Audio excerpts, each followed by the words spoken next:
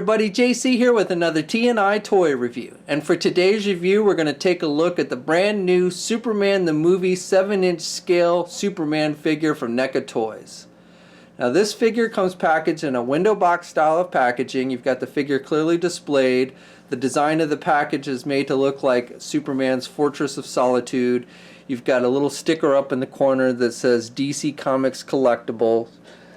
On the sides, more just kind of that art of Superman's fortress. Then on the back, we have a look at the actual figure and then a brief bio for the character and the Superman the Movie logo down below. Okay, so let's get this open and take a look at what's inside. Da da da da da da da da da da da da da na na na.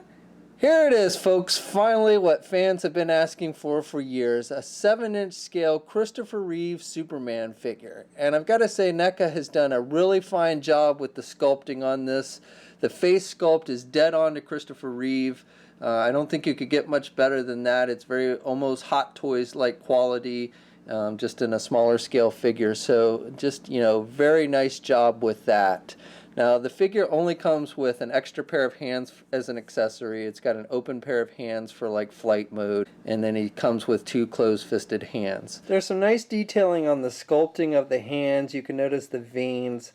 I don't like with the open hands though, I don't like how the thumbs are sticking out. I would have kind of liked it better if the thumbs were next to the fingers.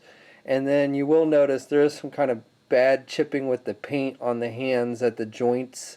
You can see the blue, and that does show up when you have the hands on the figure, that blue on the joints.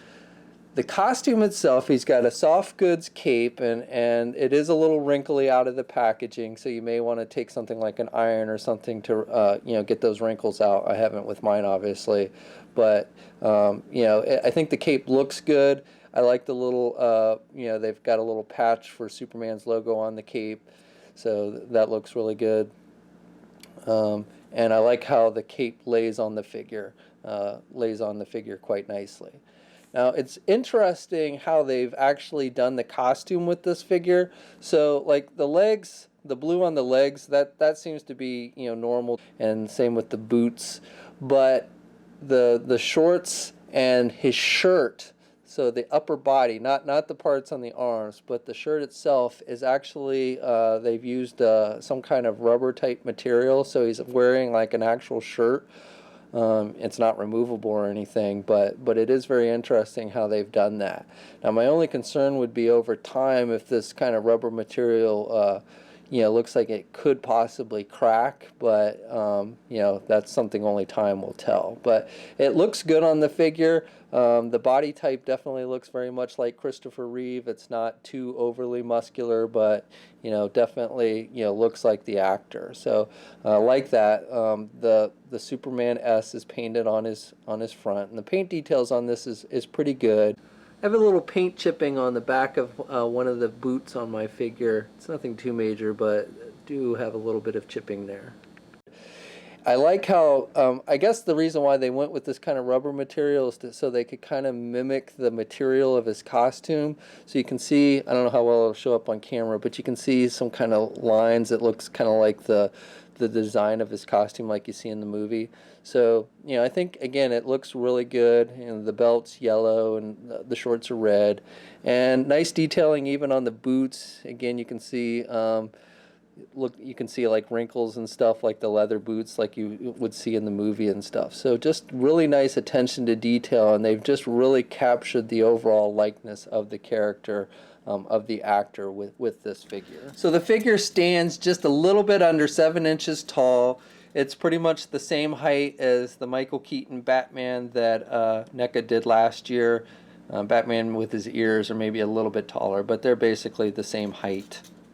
Also, just for one more comparison, here he is next to a DC Collectible 7-inch scale New 52 Superman figure, and again you can see they're about the same height. Okay, so articulation is pretty good on this figure. Now, I will recommend that you probably will want to take something like a hairdryer and loosen the joints up a bit. They are a little bit tight, and they can be a little bit on the delicate side. I mean, if you're careful with them, you shouldn't have any problems, but I would definitely recommend, loosening the joints up a bit before you really start moving it around. The head is just on a ball joint, so he can look left and he can look right. He's got some down movement with the head. He can look up a little bit, but not a whole lot. He can't really get his head up enough for like flight poses or anything, unfortunately. He can also pivot his head to the left and the right. Arms are attached with your standard ball hinge joint at the shoulder, so he can get his arm out pretty good, and he's got good rotation there at the arm. He's got swivel at the elbow, single hinged elbow, so he can bend his elbow about that much. He's got swivels on the wrists, and then the hands do have hinges, so you've got good up and down movement with the hands as well. There is no midsection joint, but there is a waist swivel. Legs are attached with those hinge joints like we've seen with the other figures in their DC line. So they're ball joints with hinge ball joints. So he can do the splits pretty good.